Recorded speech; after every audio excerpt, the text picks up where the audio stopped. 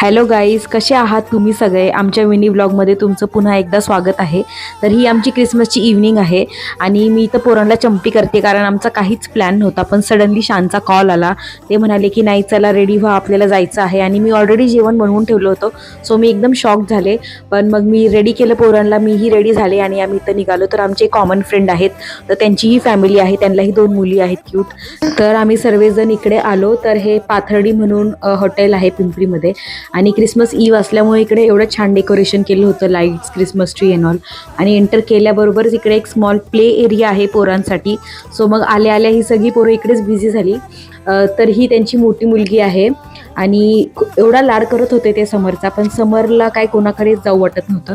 मग इकडे आम्ही छान जेवण केलं आणि इथं हे नॉन व्हेज स्पेशालिटी आहे या हॉटेलची. सो खूपच छान डिनर झाला. त्यानंतर आम्ही इथं बसलो, डिनरनंतर एन्जॉय केलं, इथं झोका वगैरे पान खाल्ला. आणि मग इथे जे सेंटर होतं, सेंटरमध्ये एक क्रिसमस ट्री डेकोरेशन होता आणि छोटासा लॉन होता. तर इकडे ही सगळी पोरं खेळत होती आणि या पोरी समरबरोबर खूप खेळत होत्या. पण समर त्यांच्यापासून लांब पळत होता आणि त्या त्याच्यापाशी पळत येत होत्या. आणि आम्हाला ऑलमोस्ट 12 वाजले घरी जायला.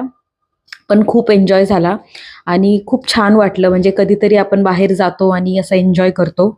तर हा होता आमचा क्रिसमस इव्हनिंगचा व्लॉग. आणि तुम्हाला जर हा व्लॉग आवडला असेल तर तुम्ही आम्हाला नक्की फॉलो करा. Bye guys.